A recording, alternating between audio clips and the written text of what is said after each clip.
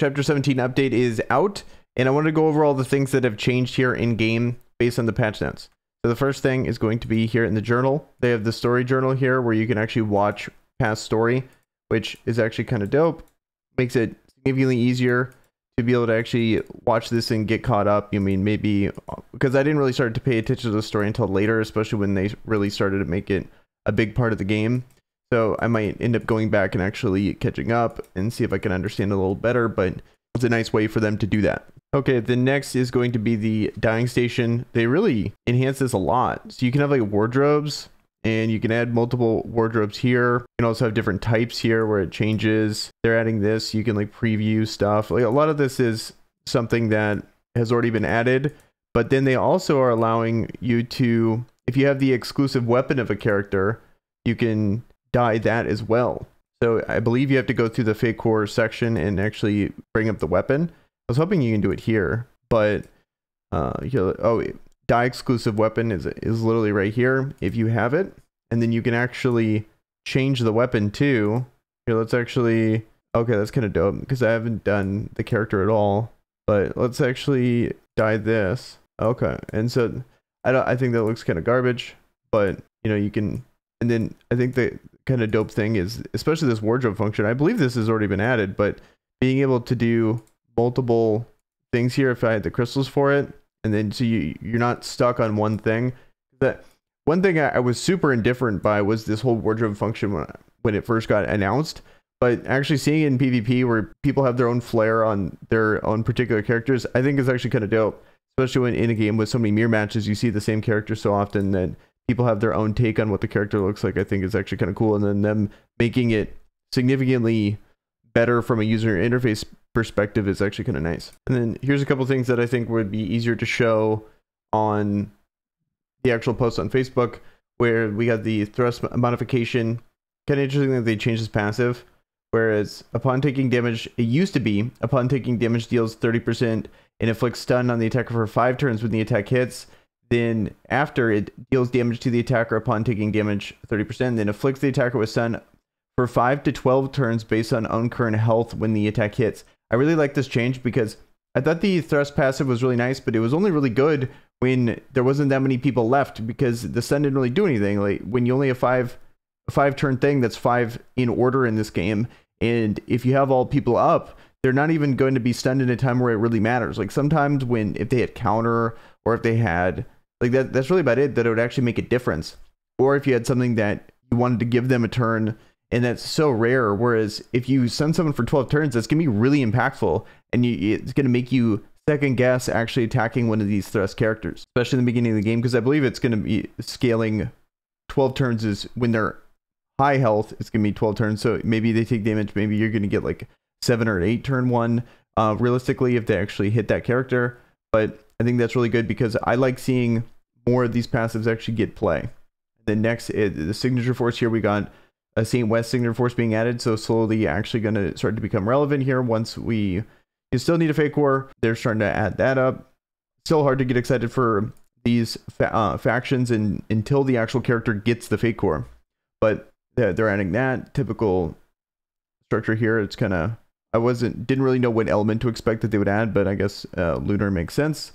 And then here's one that I actually think is really awesome, is this auto growth function. So here, let's go back to the game. Okay, so now how it works is instead of just auto polishing and you have to go in and manually changing the gear, I think this is really nice if you have a ton. If you've been playing since the beginning, you probably have a ton of season 1 gear, and being able to just auto forge all this is so much nicer than having to go through individually forge each one. It was such a pain. Whereas now all I got to do is hit this, and then boom, they're all forged, all ready to go up, and already all taken up to 50. If I want to take them up to 50, you polish them. So when they're done, it switches over to forge.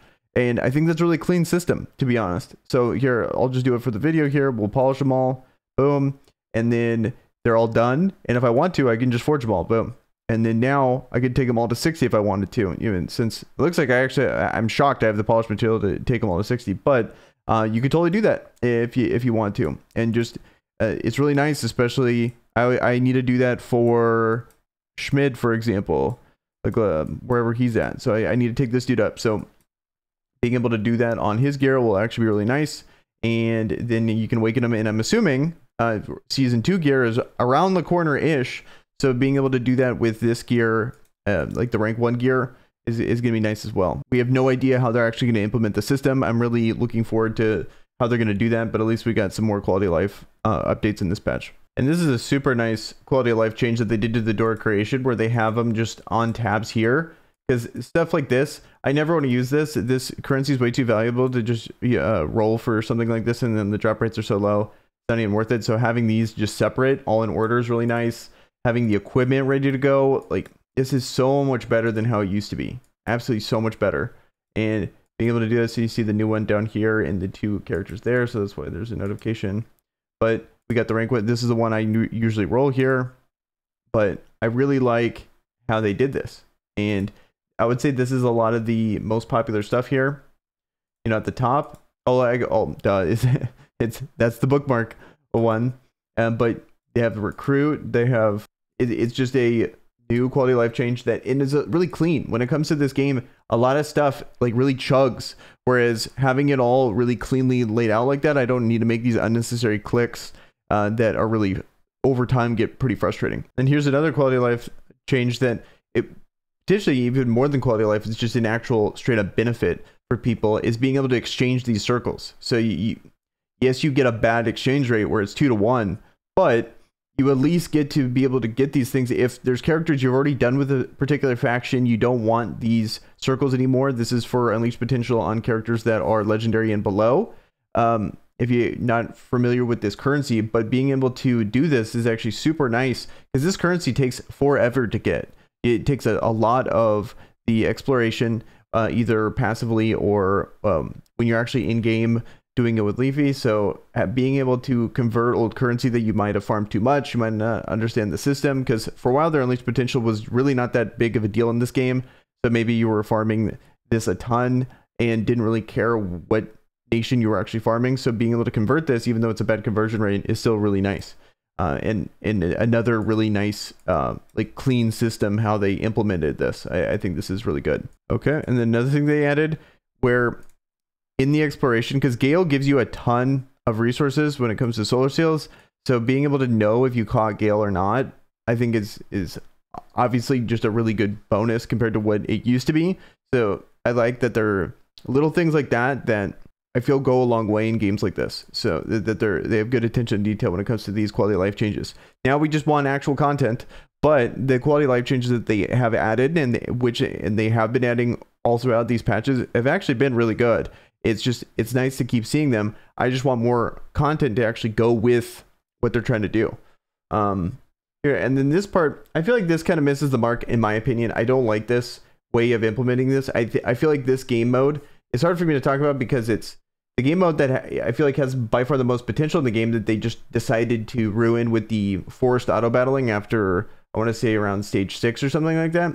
But what they're doing in Coliseum is they're adding a random buff function that's only applied to common, magic, and rare heroes. So if you get unlucky and you only get those, you get this random buff, where lists of random buff effects are shown, where commons gain 360% attack and defense and health.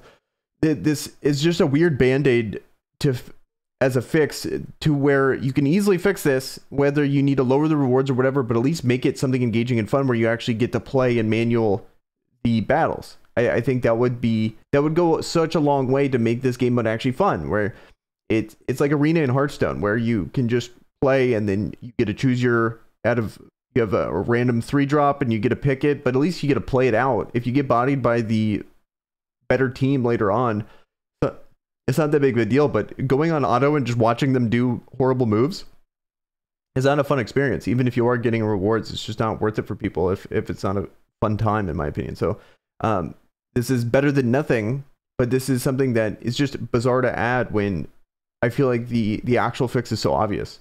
So kind of a bummer. And then let's kind of go. The rest of the patch, there's really not too much going on. We got the Eternal Bond, which is going to be Schmid and FC Shufraken. I'm actually stoked for each of these. I'm debating on which one I'm actually going to pick, though, because both of them I think would be beneficial for me. Probably the smarter choice is going to be Shufraken for me, but the flavor in the moment I kind of want Schmid just because I pulled him. Another good change is going to be the silver fake core cannot be additionally obtained. Pulling one of these, you get the fake core cape and then you get a silver fake core. Super bad feeling. So I'm really glad that they added this where you can't get them in pulls, which they added a little sooner before I pulled them. And I'm sure many of you have pulled one as well, which is kind of a bummer, but better late than never, I guess.